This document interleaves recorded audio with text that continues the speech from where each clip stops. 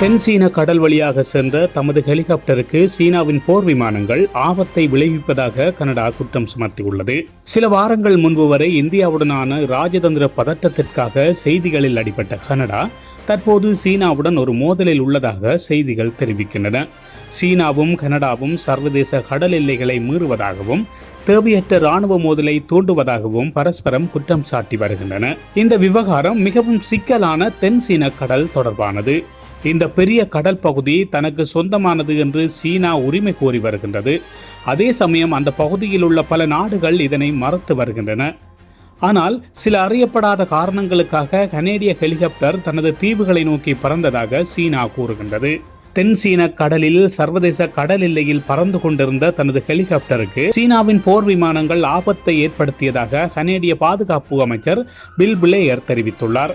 இந்த போர் விமானங்கள் கனேடிய ஹெலிகாப்டருக்கு மிக அருகில் வந்து அதன் மீது உயர் வெப்ப அலைகளை உமிழ்ந்ததன் மூலம் பணியாளர்களின் உயிருக்கு ஆபத்தை ஏற்படுத்தியதாக அவர் கூறினார். கடந்த ஞாயிற்றுக்கிழமை சீனாவின் ஜெட் விமானங்கள் நேரடியாக ஹெலிகாப்டரை கடந்து சென்றதாகவும் அதனால் அது தள்ளாடியதாகவும் பிளேயர் கூறுகின்றார்.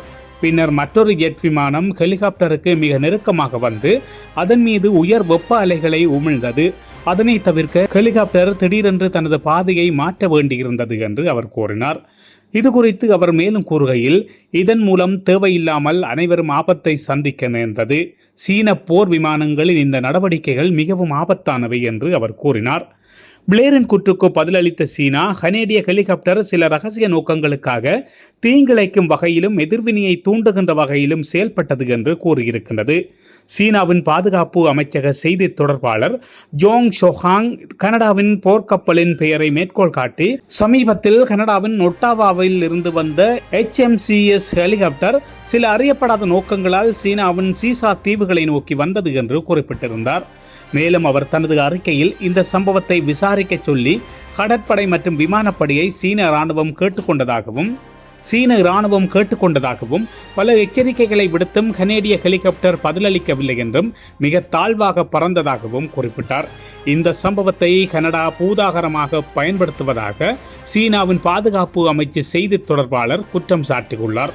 மேலும் அவர் கனடாவின் உள்நாட்டு நடவடிக்கைகள் சீனாவின் உள்நாட்டு சட்டங்களையும் சர்வதேச சட்டங்களையும் மீறுவதாகவும் சீனாவின் இறையாண்மை மற்றும் பாதுகாப்பை அச்சுறுத்துவதாகவும் உள்ளது என்று கூறினார்.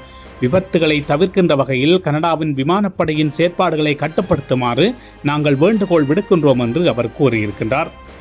ராய்ட்டர்ஸ் செய்தி நிறுவனத்தின் அறிக்கையின்படி சீனாவில் இராணுவ விமானங்கள் சமீபத்திய நாட்களில் ஆபத்தான முறையில் நடந்து கொள்கின்றன என்று அமெரிக்கா கூறியிருக்கின்றது. மே மாதம் தென் சீன கடலில் சர்வதேச வான்வெளியில் பறந்து கொண்டிருந்த அமெரிக்க இராணுவ விமானத்தின் அருகே வந்து சீன போர் விமானங்கள் தேவையற்ற மோதல் போக்கை காட்டியுள்ளன என்று அமெரிக்கா கூறியிருந்தது.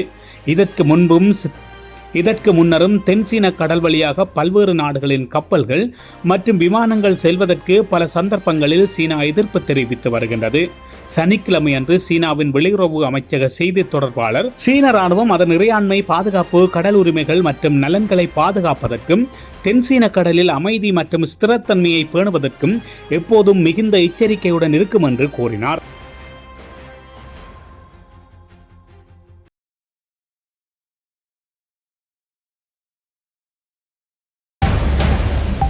இதுபோன்ற செய்திகளை உடனுக்குடன் தெரிந்து கொள்ள மீரா தமிழ் சேனலை சப்ஸ்கிரைப் செய்து இணைந்தீர்கள்.